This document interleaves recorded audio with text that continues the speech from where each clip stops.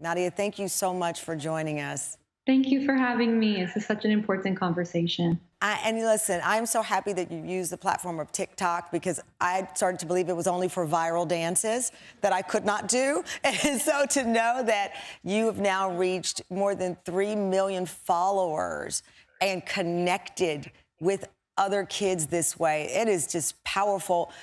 What are some of the things they reach out to you for help in asking you about? Anxiety, depression, procrastination, fatigue, social anxiety, like you mentioned earlier. I'm hearing everything, but the biggest thing that people will reach out to me about is feeling anxiety because of the pandemic and because of the pressure, especially teenagers and Gen Z. So a lot of parents and caregivers thought, okay, the kids are back in school so they can go to sports and they can start hanging out with their friends a bit more. Some of that loneliness of being locked down will go away. But it didn't solve the problem. No, the pressure still exists. And the pressure of going back into society and expecting things just to be as normal as it was in the past did not happen. So now we have the pressure of reintegrating, the pressure of going back to school, having schoolwork, extracurriculars, family, friends.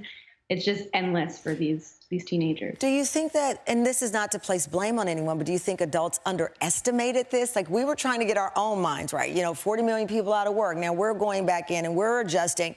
And that, as that book says, left behind, that somehow this conversation got left behind? Absolutely. And like you said, not to put blame on parents, but we were so focused on ourselves and what we should do next. And we thought, as you mentioned, our children can be resilient and can just get back to normal and how things used to be. But that wasn't the case. And that's something I'm seeing in my therapy practice all the time. And a lot of parents saying, what can I do now to make up for it?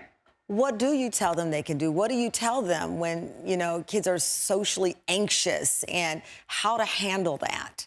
Being the support system for them, allowing them to feel their feelings, having dedicated time to check in to see what they're at, and if possible, getting the accessibility to a therapist and having someone to talk to or a support group. Had you heard of this backlog? I mean, we talked with two parents, Gail and Tanika, about the backlog where families are going in and they can't get the treatment. Absolutely. My wait list right now is about 3 months, as you mentioned, and coming Your from wait list is 3 months for someone to come in and talk? Yeah. Wow. Coming from a therapist perspective, before I was seeing about 15 to 20 people a week. Now I'm seeing about 30 to 40. So we are drowning. We are really trying to keep up with everything and service as many people as we can, but we need more people in our profession in this field. And that's been one of the calls to action from the medical world, is that we need more therapists to come in because we have a crisis. We're in a crisis right now, absolutely. And we need more Black therapists, therapists of color, Indigenous therapists, because a lot of our teenagers are wanting to see and be with therapists who they can relate to, who look like them, who have shared experience. So that is also a call that we really need right now. I know, as I said, people are trying to see you. They're in your DM. They're trying to get advice. What advice do you have for other teenagers? I've even just read a new article on the outbreak of physical altercations in schools. We talk about all these fights on airplanes.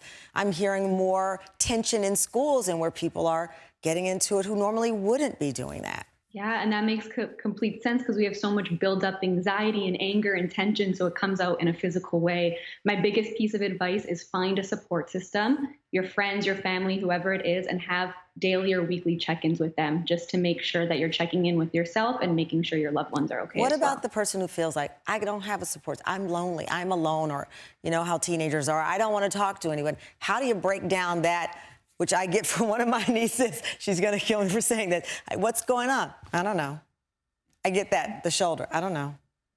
We see that all the time, but there are credible resources out there. So if you don't feel comfortable talking to a support system, go online, but make sure you're getting your information from professionals, mental health professionals, doctors, and credible resources. Well, thank you for everything that you're doing, Nadia, and we appreciate you joining us today.